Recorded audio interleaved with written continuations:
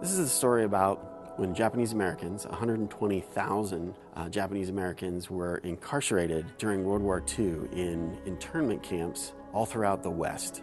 We wanted to talk about this because there was a camp at Gila River just south of Chandler on the Gila River Indian community that held about 16,655 Japanese Americans.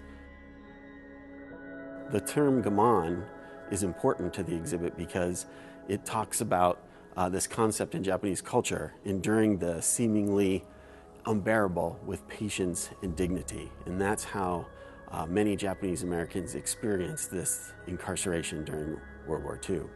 Shortly after Pearl Harbor, there was a lot of fear about the country being attacked, and there was definitely fear amongst people, especially in the West, of the Japanese Americans that lived there. So in February of 1942, Executive Order 9066 was signed by President Roosevelt, which led to the ability of the military to forcibly remove Japanese Americans who lived on the West Coast and parts of Arizona to be removed from their homes and then relocated into camps throughout the West. There were 10 of these camps. They are known at the time as internment camps, but today we call them incarceration camps because they were incarcerating these people against their will for an indeterminate amount of time. Once these orders were released in February, shortly thereafter, these notices of relocation or exclusion were posted up all over people's neighborhoods, and they were told that they had to leave their homes typically within a week, week and a half to 2 weeks' time. And they could only bring a few things, basically 2 bags, whatever they could carry themselves. Fairly quickly, they had to go to these assembly centers and be relocated until the camps could be built. And the one that we talk about in this exhibit is the Gila River Relocation Center that was just south of Chandler. As part of the relocation process, each family member was given a paper tag with their family name, family number, and they were supposed to put this on themselves and on their own personal belongings so that they would get to the camp correctly. These became a symbol of this incarceration process. And so we have here in the exhibit this tower of paper tags. These are actually, this is an art project called the Tag Project by an artist, Wendy Maramura, who produced 10 of these towers, one for each of the internment camps. This tower represents Gila River, and it represents the 16,655 people that were incarcerated at Gila River.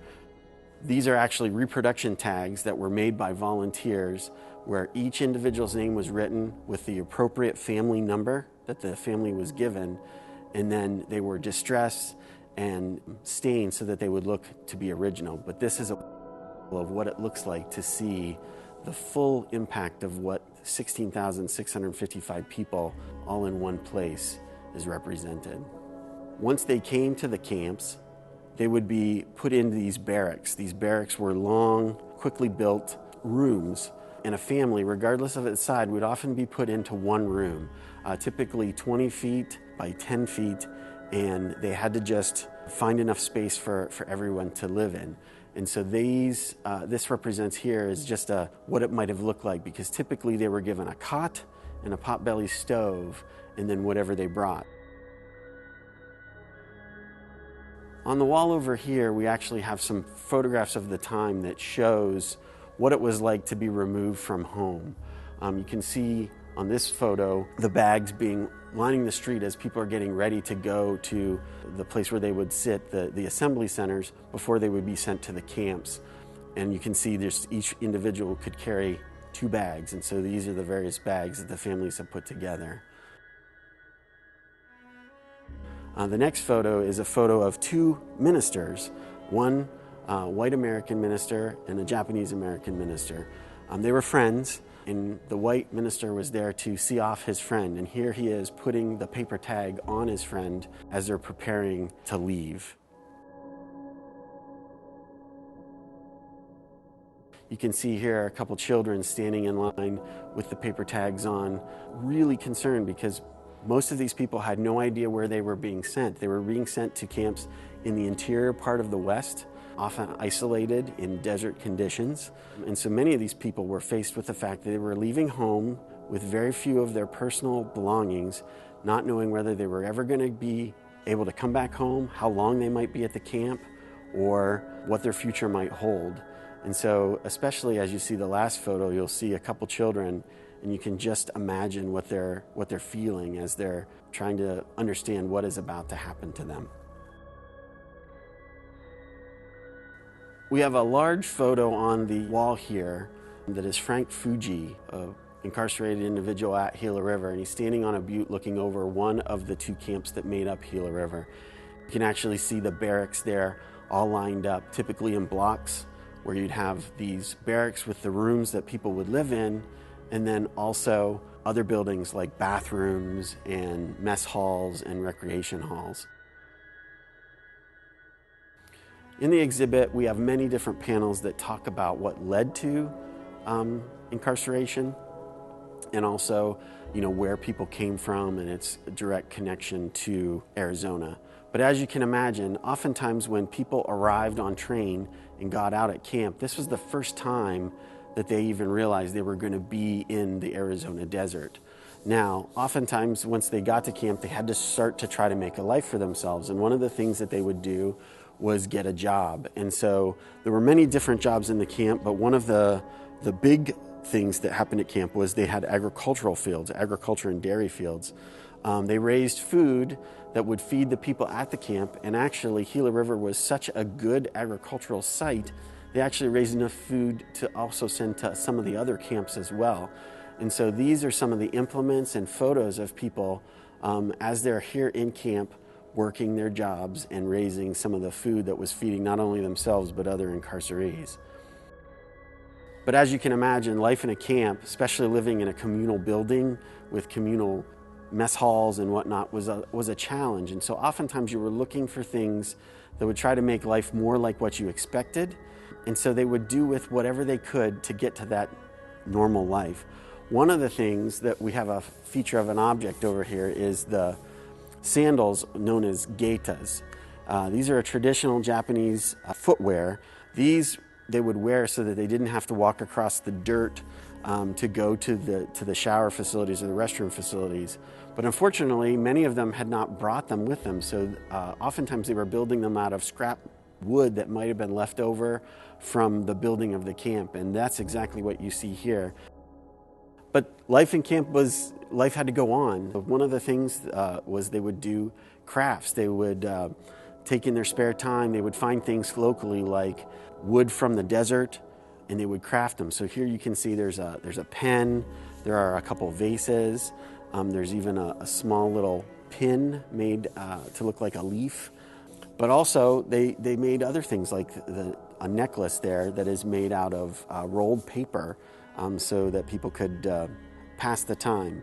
Another one of the things in this exhibit that you'll see is the yearbook, because yes, school had to continue. Children in the camp still needed to go to school, and so there were schools, everything from pre-kindergarten to elementary school all the way up to high school. And this is one of the yearbooks for 1945 for the Butte High School camp.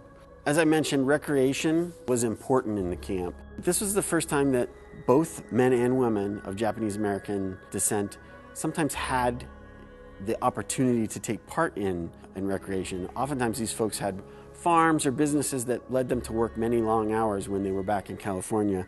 However, there was a lot of time, extra time at the camp. And so they actually built recreation halls for people to gather and do things. And one of the favorite pastimes, especially of older men, was this traditional Japanese strategy game called Go. We have a wonderful photo of the older gentleman playing Go. They could play this for hours at a time. Ladies also had the opportunity for recreation. Oftentimes, especially for women, this was the very first time they'd ever experienced any kind of recreation at all. Oftentimes home would mean that they were caring for the home, and then they would have a job during the day to help the family out as well. So once at camp, they would do their job and then have some free time. And so there were organized examples and classes for Japanese American women to learn various crafts. And so here you can see a purse that is crocheted with wooden handles, and then the handles are actually painted with a scene from the camp. You can actually see that's Butte Camp because you can see the water tower on top, the little saguaros, and a couple of the camp buildings as well. There were knitting classes as well as, sculpture and carving classes. There were dances, social dances, as well as parades, just like everyday life. The Japanese Americans showed that sense of gaman, trying to find a sense of normalcy in something that is anything but normal. Now, probably one of the greatest ways that all sorts of people from the camp found a sense of normalcy was America's game, America's pastime, baseball. Baseball is incredibly important to the Japanese American culture, and actually there were many different semi-pro Japanese baseball leagues in California specifically in 1930s and 1940s. And one of those semi-professional baseball players was the name of Kenichi Zenimura, and we tell a bit of his story here. Kenichi was a semi-professional baseball player in California, sort of known as the father of Japanese American baseball in California, and he was incarcerated here at Gila River. He was very upset about it, but after just a couple weeks, him and his sons started to go out into the desert just outside of camp and began the idea of creating a baseball field.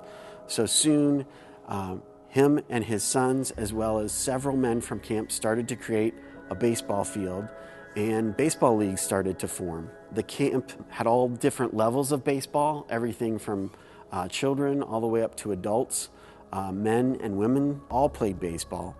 And these games were incredibly competitive to the point that there were all sorts of championships. And so as these various teams would form up, there would be natural places to do competitions. The baseball uniform you see there is actually the baseball uniform worn by one of the members of that team. And he brought that with him from California. Each of them, oftentimes you would see, had slightly different uniforms because they were bringing the uniforms that they had from their hometown. Probably the greatest and most famous game ever played here at Gila River was a game in 1945 played against the Arizona State baseball high school champs from Tucson. So the high school state championship team came up from Tucson and came into the camp and played the Gila River All-Stars to a game that was very well received, both from the camp and from the team itself. They planned to play a second game, a follow-up game down in Tucson. And unfortunately, political fear would not allow people of Tucson to allow these incarcerated people to come down and play in Tucson. And so the letter that you see there is actually a letter from Kenichi Zenimura to the coach of the Tucson baseball team, explaining that unfortunately they wouldn't be able to come, and that hopefully after the war they could all come together as American citizens and play a game together. There's lots of stories that are part of this exhibit, and to really get a sense of how many people this touched, we produced this wall. This wall lists all of the 16,655 people that were incarcerated at Gila River Camp. You can see the names here, and then you'll also notice there are some colored dots next to them. This was a way for people that were visiting the exhibit, whether they're a former incarceree themselves, a family member of an incarcerated person, or maybe just a friend, they could actually represent the people that they knew. And so that's what you see there with the various colored dots.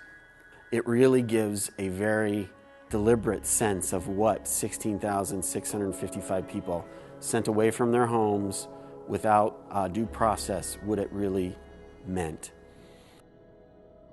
Another key component of the exhibit was a public art piece that we actually produced with the public. We wanted, again, another way to show what 16,655 people would look like. And so we actually asked the public, would you fold a paper crane?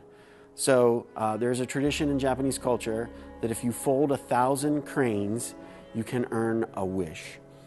And so during a different project where we were looking at Japanese internment, a former incarceree by the name of Tetsu Furukawa gave the city of Chandler 1,000 paper cranes with the hope that a similar thing would never happen again. And so as part of our exhibit on Gila River, we asked the public to fold a crane. In just a few months, we had all 16,655 cranes. And so high above the exhibit, we hung each of those cranes to represent those people. And it's quite a stunning display, but I was told by a former incarceree who came and said, you know, I see the cranes and I love the way they look, all the different colors and the different sizes and shapes and approaches. But he said, what I'm really stunned by is the shadow of the cranes, because if you look at the shadows of the cranes, it also somewhat seems to appear like the barbed wire that ran along the fences of the camp. And so it seemed like a great way to actually show both that sense of Gaman, that sense of surviving and thriving in a situation that seems unbearable with grace and dignity. And so that's why we named the exhibit Gaman. And so this was this very poignant and important story that we wanted to tell. A story that affected lots of people from California that were relocated to this area, but also directly affected Chandler. The people of the camp often would have jobs outside and worked for folks in Chandler. People of Chandler would bring supplies down and would visit the people here. And so forever there is this relationship between Chandler and this camp. And we wanted to ensure that this story would be told for many generations and that we wouldn't forget this time in our history.